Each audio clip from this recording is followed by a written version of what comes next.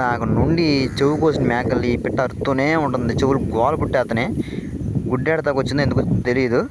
ఇక చూడండి, మీరు చూస్తుంది అయితే చేప తలకాయ. మనం చేప కండ తిని తలకాయ పాడేసేస్తాం, కానీ ఈ తలకాయలోనే బలం ఎక్కువ ఉండిద్ది. ఇవన్నీ ఎట్టగైనా కేజీన్నర దాకా ఉంటాయి. ఇవన్నీ బలమే. నేను చూస్తుంది మనకు అది బలం అంటుంది. నేను చూస్తుంది చెట్లకి. మనం వేస్ట్గా తలకాయలు పాడేసేస్తాం కాబట్టి మనం వేస్ట్ పోకుండా ఇలా చెట్లకి అన్నీ వేస్తే చెట్లకి చాలా బలం ఉండిద్ది. కానీ చెట్లు బాగా దగ్గర వేయకూడదు. కొంచెం దూరంగా ఏర్లు ఉన్న చోట గుంట తీసే గుంటలో వేసేసి కప్పెట్టేస్తే కొన్ని రోజులకి అది కుళ్ళిపోయిద్ది. కుళ్ళిపోయి అదే ఎరువుగా మారిద్ది.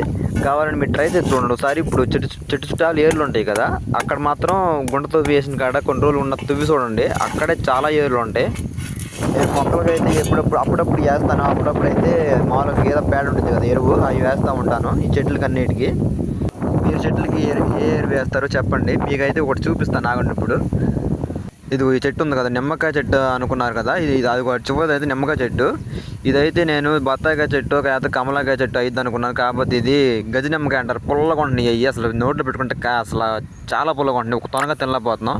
ఇక్కడ అబ్బా వచ్చేసింది వచ్చి చెవు మీద వాలేసింది తలపైన చుట్టు మీద. కానీ వెళ్ళిపోయింది. అంతకుముందు ఇట్టకి నాకు బాగా భయం వేసింది. తల మీద చెవు పక్కన గుట్టేసింది, చెవు అంతా వాసిపోయింది. చాలా భయం వేసింది. ఆ తేనె చుట్టూ అయితే నేను కదపను, నాకు భయం. ఇదైతే మొన్న వర్షానికి సీతాఫలప చిన్న చెట్టు అయినా సరే చాలా కాయలు కాసింది, పిందలేసింది. అన్నీ రాలిపోయినాయి, ఎందుకంటే నేను సరిగ్గా నీళ్ళు పోయలేదు. అంటే వర్షం పడినప్పుడు చిగురేసుకొచ్చి పూత వచ్చింది. తర్వాత మళ్ళీ ఎండలు వేసినాయి కదా, ఆ ఎండలకి రాలిపోయినాయి. మళ్ళీ ఇప్పుడు వస్తుంది. మళ్ళీ దీన్ని ఇప్పుడైనా కాపాడాలి. అంతకుముందు పోయినట్టంటే రెండు కాయలు కాసినాయి. చాలా